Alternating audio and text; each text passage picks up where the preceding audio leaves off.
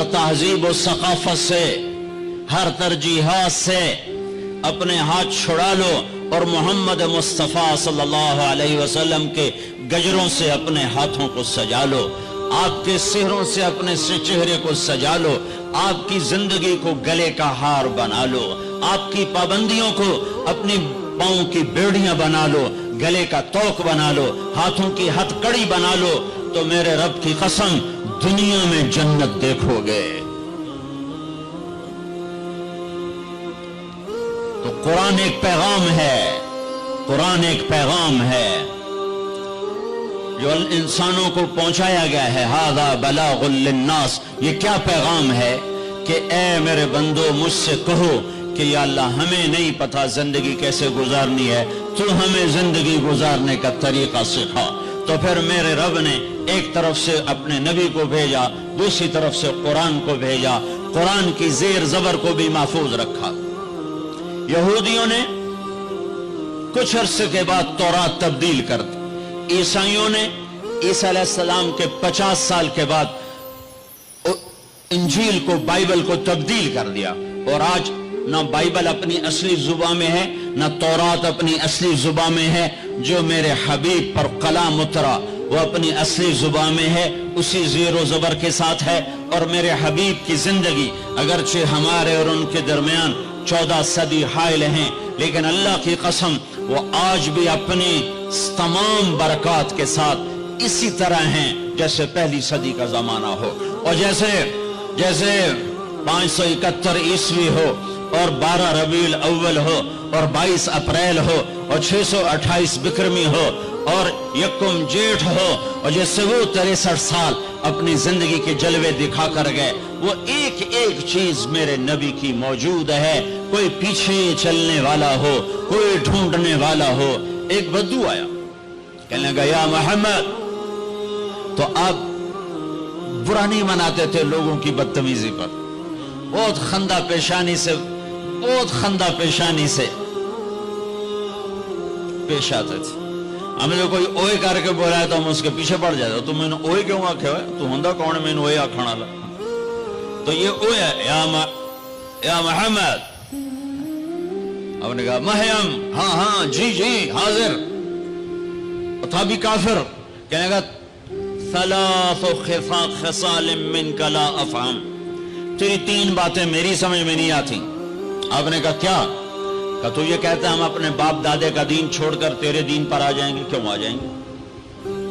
और तू ये कहता है कि रोम और फारिस फतह हो जाएंगे, कैसे फतह हो जाएंगे, हमें रोटी नहीं मिलती। और तू ये कहता है कि मर के मिट्टी होके फिर उठाए जाएंगे, भला ये कैसे हो सकता है कि मर के मिट्टी हो और फिर उठाए जाएं? तो आप मुस्कुराए और आपने फरमाया लाल हयात ततूल बिक, उम्मीद है तेरी जिंदगी लंबी होगी। और जब अल्लाह के नबी कहते थे उम्मीद है तो वो यकीन होता था। ये हमारी तरह ये उम्मीद है कि हो जाए, जब आप कहते थे उम्मीद है तो मतलब है हो गया। आपने कहा उम्मीद है तेरी जिंदगी लंबी होगी और तू देखेगा अरब मेरा कलमा पढ़ेगा, फिर तू देखेगा रूम और फारिस ईरान भी फतह होंगे, और फिर बाकी रहेगी तीसरी बात मौत के बाद मर के उठाए जाने की। तो हशर के दिन तेरा हाथ पकड़ूंगा और तुझे याद दिलाऊंगा तीसरी बात हो गई कि न हुई। वो भी कोई बड़ा तकड़ा था, कहने लगा मैं नहीं मानता, वापस चला गया। 8 हिजरी में मक्का फतह हो गया, सारा अरब कलमा पढ़ गया। वो कहने लगे भाई पहली बात तो हो गई, लेकिन कलमा नहीं पढ़ा। हजरत सिद्दीक का दौर गुजर गया, हजरत उमर के दौर के दरमियान में आकर ईरान फतह हुआ और रूम फतह हुआ। तो कहने लगे भाई दूसरी भी हो गई, अब तो तीसरी भी हो ही जाएगी, चल वेली हूं तू भी कलमा पढ़ ला। तो उसने अपनी खारी उठाई और मदीने आ गया, मुसलमान हो गया। हज़रत उमर रज़ियल्लाहु तआला अन्हु का जब आमना सामना होता मस्जिद में, तो हज़रत उमर उसके लिए खड़े हो जाते। तो लोगों को यह ताज्जुब होता कि मामूली आदमी है, इसके लिए क्यों खड़े हो जाते। तो फिर एक दिन हज़रत उमर ने फरमाया कि तुम कहते होगे कि मैं इसके लिए क्यों खड़ा हो जाता।